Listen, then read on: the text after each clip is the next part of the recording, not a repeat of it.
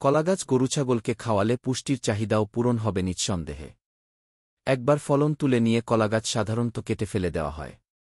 অনেকে কলার পাতা হয়তো গরুছাগলকে খাওয়ান। বাকি পুরো গাছটা পচিয়ে নষ্ট করা হয়। সঠিক প্রক্রিয়া অনুসরণ না করার কারণে এই কলাগাছ থেকে কৃষকরা উৎকৃষ্ট মানের জৈব সারও তৈরি করতে পারেন না। ফলে বলতে গেলে এই মূল্যবান জিনিসটির পুরোটাই অপচয় হয়।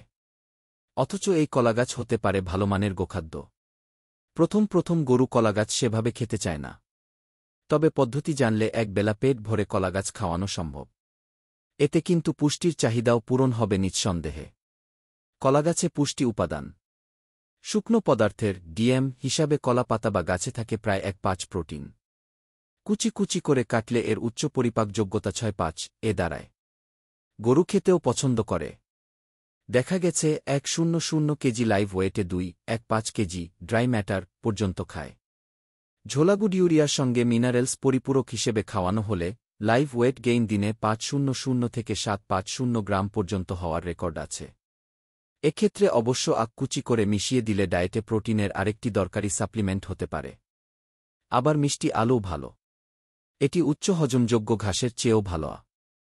দেখা গেছে আখ কুচি করে কেটে সেটির সঙ্গে কলা পাতা বা কলা গাছ মিশিয়ে খাওয়ালে এটি কাসাবার সমান পুষ্টি সরবরাহ করতে পারে। আফ্রিকার দেশগুলোতে গরুর পুষ্টিকর ফিড হিসেবে কিন্তু কাসাবা বাণিজ্যিকভাবেই বিক্রি হয়। খামারিরা এটি বাজারের ফিডের মতোই কিনে খাওয়ান। অবশ্য আমাদের দেশে কাসাবার চাষ সেভাবে হয় না। সিলেটে প্রাণ কোম্পানি সম্ভবত কাসাবা চাষের একটি প্রজেক্ট করেছে। খাওয়ানোর নিয়ম। কলাগাছ অবশ্যই টাটকা খাওয়াতে হবে। তবে সমস্যা হল এটি সাধারণ ঘাস বা খড় কাটার মেশিন দিয়ে কাটলে হয় না। এতে কুচিগুলো বড় থেকে যায়। এর বিশেষ ব্লেডের চপার মেশিন লাগে। 100 কেজি লাইভ ওয়েটের জন্য 2.25 কেজি ড্রাই ম্যাটার কলাগাছ দেওয়া যেতে পারে। কলাগাছে কিন্তু বেশিরভাগই পানি।